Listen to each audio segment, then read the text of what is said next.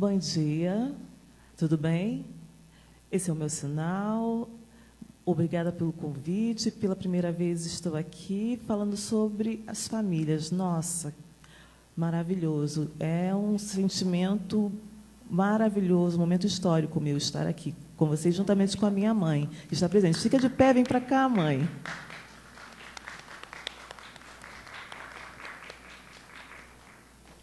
Ela está nervosa.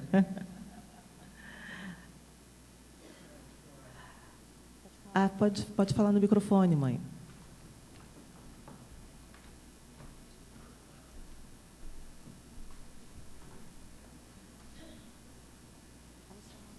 Bom dia a todos. Meu nome é Maria Roseli, sou a mãe do Matheus. Eu gostaria de pedir perdão se eu tiver algum erro de português, que eu apenas tenho a 5ª série do 1º grau. E falar de Matheus, para mim, vou dizer que é fácil demais, porque é um menino que nunca me deu trabalho, pelo contrário, ele que sempre me incentiva a fazer muitas coisas do dia a dia. Só um instantinho. O tema dessa manhã será desafios da família no processo da aprendizagem do filho surdo. Essa questão do vínculo, né, que é o primordial, é a base. Pode passar aí, mãe, por favor, o slide?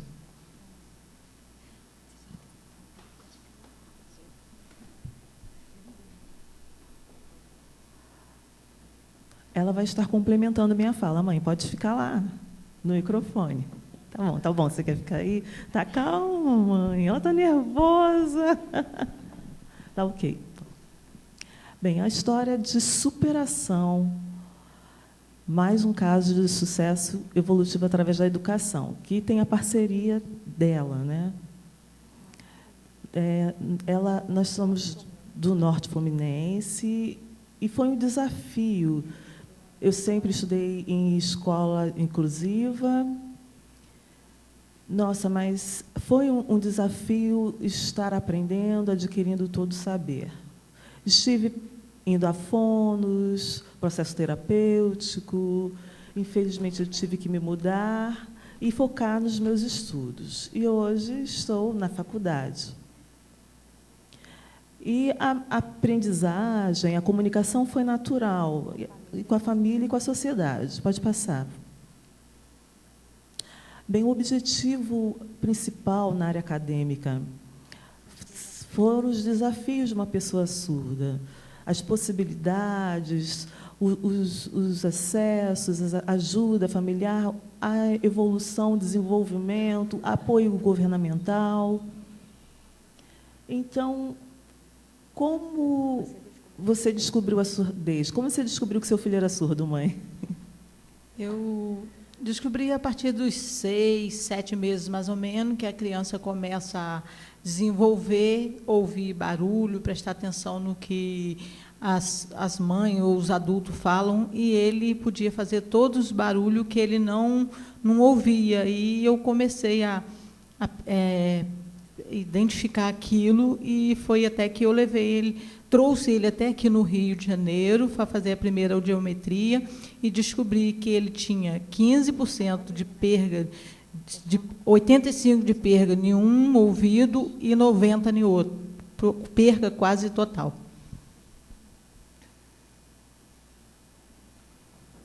Ok. E qual foi a sua preocupação no momento de interação, processo de escola e meu desenvolvimento na sociedade? Qual foi a sua preocupação em procurar ajuda? Como foi essa sua experiência, mãe? Para dizer a verdade, eu nem tive muita preocupação, porque na minha cidade é uma cidade que é uma cidade do interior, tem poucos recursos. Foi que eu tive que vir a primeira vez aqui ao Rio de Janeiro. Até hoje não tem exame de audiometria lá, tem que vir em campus ou na atividade. E a única coisa que eu me preocupava é em saber assim, poxa, meu filho não vai aprender nem ler.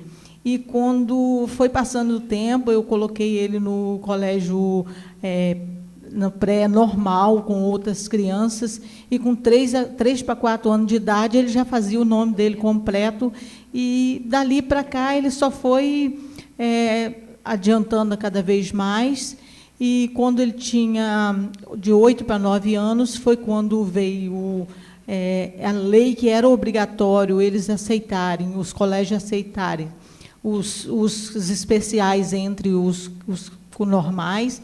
Aí eu coloquei ele com menos de...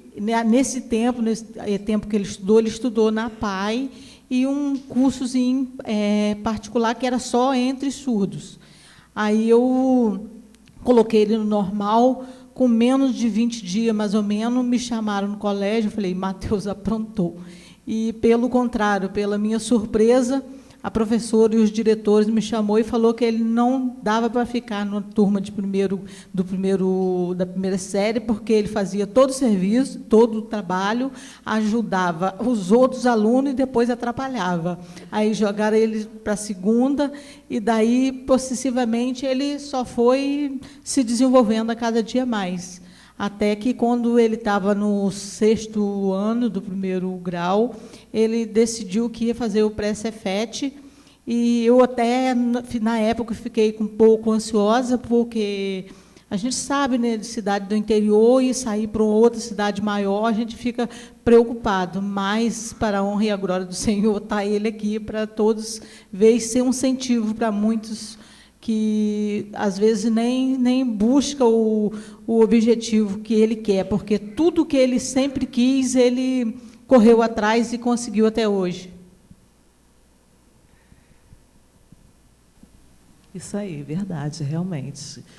Complementando, ela já falou tudo sucintamente, mas, para complementar, eu comecei a ter preocupações, né, a somatizar as angústias, porque não foi fácil, necessitou ajuda, auxílio. E, internamente, pensar nessas dificuldades de uma cidade pequena, de falta de intérprete, de praticamente não ter nada, nada para te auxiliar. Então, era uma questão de ter realmente desejo, vontade de que tudo desse certo, e aí essa preocupação de mudar de local, de fazer as escolhas, né, até então chegar, de fato, onde eu estou, que é no ensino superior, fazendo medicina. Na sua opinião, essa interação com a pessoa surda, familiares, a forma de comunicação, qual é a sua opinião com relação a isso? A comunicação do surdo, a sua opinião com a família e a sociedade? A minha opinião é que a família, os pais, faz como eu fiz. Eu deixei ele como ele se fosse uma criança normal, e nada impediu que ele seguisse para frente. Eu nunca não consegui, ele sempre tentou que eu aprendesse Libra, eu não consegui, porque a minha comunicação com ele sempre foi bem amigável. A partir dos 3 para 4 anos, ele começou a ler os lábios, que, para a gente, é muito mais fácil, e não me preocupei tanto com isso. E gostaria de pedir aos pais que estão presentes que, muitas das vezes, a gente super protegendo muito, a gente acaba deixando com que eles cresçam mais, porque a gente tem que deixar eles crescerem um pouco sozinho. A gente sempre está por trás para ajudar, a família sempre está por trás, mas temos que deixar eles andarem um pouco sozinhos, porque, através de um tombozinho, eles crescem mais. Realmente, é uma preocupação, né? E com relação à família, quando há uma pessoa surda, como é que deve se dar a questão do relacionamento? Que, às vezes, isso não ocorre de fato, né? É um pouco angustiante, confuso, tem a questão do atraso no aprendizado, uma série de preocupações, mas que estão ali relacionadas nas possibilidades, na capacitação dessa pessoa. Quando eu tinha 21 anos, eu me identifiquei como pessoa surda. E eu não sabia nada a respeito. Então, eu fui buscar informações e, no decorrer, como não era obrigatório a Libras e tinha toda a questão também da oralização, o mundo, para mim, passou a fazer sentido quando eu fui buscando e experimentando mesmo. Então, eu agradeço muito a minha mãe, porque foi um desafio, assim, toda a minha família nesse processo. Como você percebeu, mãe, a interação, o relacionamento de familiares com que têm filhos surdos? Qual foi a sua visão, sua percepção? Eu tenho amigos, né, e tem essa questão da comunicação. Ele sempre foi um menino que ele sempre faz amizade muito fácil. E ele tem muitos amigos. E eu não sei todos, porque na minha cidade tem alguns que as mães têm bastante dificuldade em interagir com os filhos. Eu não, no meu caso, eu não tive esse problema, mas ele tem alguns amigos lá que as mães até hoje têm esse problema, essa dificuldade de conseguir interagir com o seu filho, porque ele sempre foi um menino muito preocupado, muito família, e apesar da gente ter as condições financeiras bem inferior mesmo, para dizer a verdade, somos pobres mesmo, não da cidade, mas do interior da cidade, mas ele até hoje nunca me deu trabalho a esse ponto. Verdade. Próximo, por favor. Então, qual foi a sua escolha com relação à escola, no caso para mim, né, no ensino fundamental? Fui eu que escolhi ou foi a senhora? No primeiro no fundamental, que é o 2º grau, ele mesmo se decidiu. Eu apenas ia nas reuniões, como nunca deixei de faltar, reunião dos pais, sempre está ali dando assistência. E ele nunca foi chamado, eu nunca fui chamado no colégio por nada que fosse assim, chamar a atenção por ele ter cometido algum problema, alguma coisa assim parecida. Isso aí. Próximo. E, no caso, a questão da escola pública. Eu fiz do 1º ao 9º, não tinha intérprete nessa época, eu não sabia Libras, e era preocupante. Mas, mesmo assim, tivemos problemas, mas fomos avançando nisso. Aí, depois, para a Escola da Marinha, que eu queria muito, mas não tivemos condições. E fui numa palestra, e quando perceberam que era surdo, e aí foi exposto que era necessário que eu fosse ouvinte, eu fiquei muito triste com aquilo. Então, eu escolhi o IFE ou o CAP, passei para a faculdade, mas a estrutura, né, do espaço acadêmico escolar é muito difícil. A questão do intérprete, de ter ou não ter.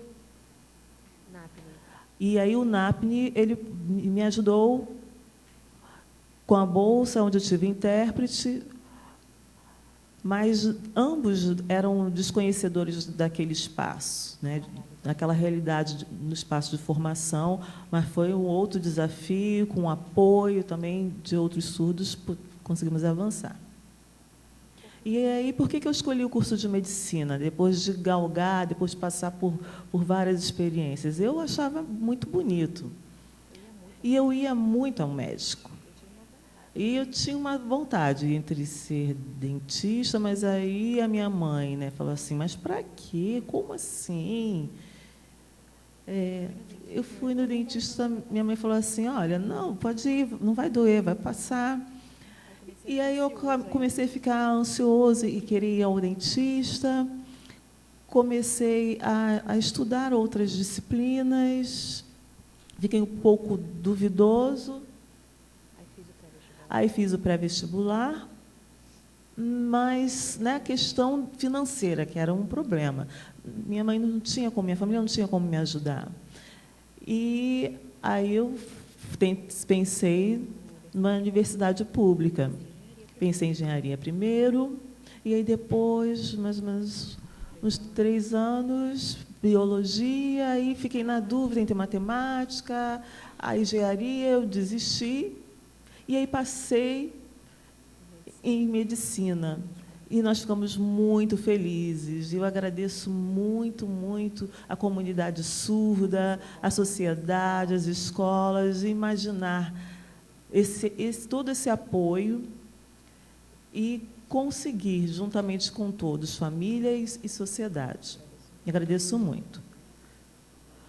E como você percebeu o desenvolvimento do seu filho na escola, na faculdade e hoje com a faculdade de medicina? Foi um desafio, né? Nós acessamos várias áreas. Eu acho que eu fiquei mais com medo do que ele, mas ele não, desde que ele começou, ele foi indo. Num primeiro módulo ele perdeu, ele ficou meio desmotivado. Aí eu expliquei para ele que é assim mesmo, que é difícil. Ele estudou no colégio público, é muito mais fraco do que a faculdade, e falei com ele para ele nunca desistir dos sonhos deles.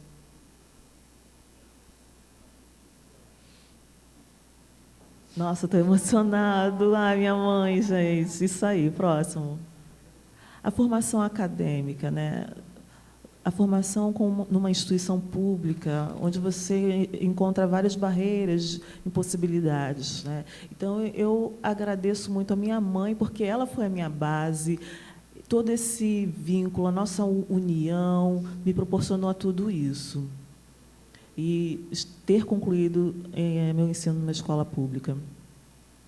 Então, agradeço a todos os professores, a todos os profissionais da área médica, fonos, médicos, minha mãe, todos os profissionais que, de forma fundamental e assim, emocionante, fizeram parte dessa luta, né? Foram a minha base, né?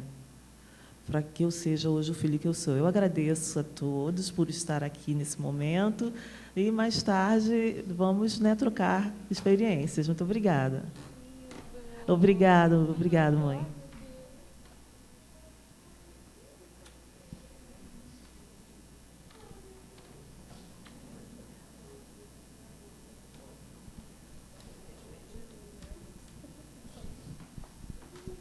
Obrigada a todos, obrigada à minha mãe e ao Inis.